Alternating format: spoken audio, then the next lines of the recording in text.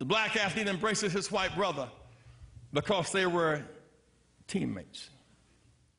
So who in here can tell me what sportsmanship is?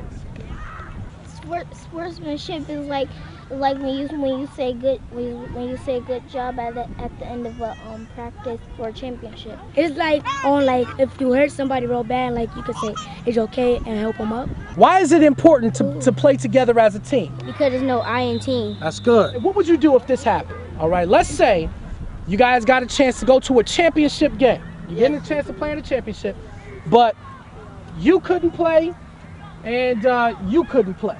It's kind of like they're discriminating you, kind of, from you can't play because you have you're a certain type of person.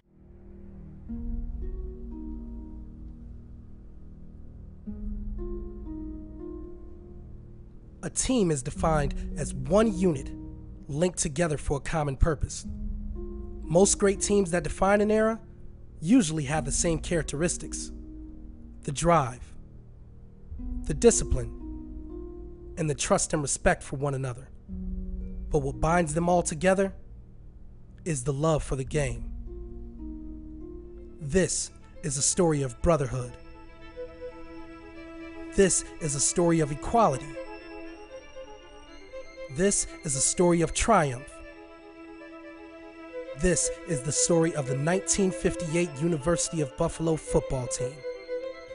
We realized we were a good team, I think, because we were a good team. We weren't a lot of good individual players, which, as I got older, I began to realize that wasn't true either. We had probably 5 of the best tackles in football back then. Your good teams play every down, and they play together. They play for a common goal. And individual play is great, but it doesn't win games. Every guy in the team went out on the field expecting to win. Never expected it to be easy, but expected to win. There was a lot of responsibility placed on the ball players. Keeping in mind that if you were on offense, the very next play you might very well be on defense for a series. We worked hard. We did scrimmage a lot, and we did hit a lot. And one of the keys is that the games were always easier than practice. With an almost perfect season, the UB Bulls were able to clinch the Lambert Cup division. The season ended with an invitation to play in the nationally televised Tangerine Bowl in Orlando, Florida. However, with the country being in racial divide, the stadium that the Tangerine Bowl was to be played in did not allow black and white athletes to integrate, thus leaving UB's 2 African American players, Mike Wilson and Willie Evans, uninvited to play. The civil rights movement did just not start in the 60s. It was a buildup. There was a time when blacks were almost excluded from the colleges and universities. All you have to do is look at the graduating pictures. Coaches had to make a decision and teams had to make a decision. Do we want to play under these conditions? And I'm glad that the University of Buffalo said, no, we don't want to play. As I've often said to folks, there was never any demonstration of racism on the part of my teammates.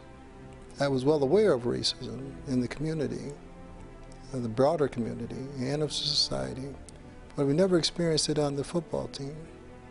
I remember we sat down and the captain stood up and went over the situation, and they said, now we're going to pass out a piece of paper, have a vote. And somebody stood up, we don't need a vote, we're not going. Period, that was it. And it wasn't, we weren't going because Willie and Mike couldn't go, it was we weren't going because our team wasn't invited. Come with us as we travel on a journey of courage and we discover a band of brothers challenged with the biggest game and the biggest decision of their lives. Together, we stand.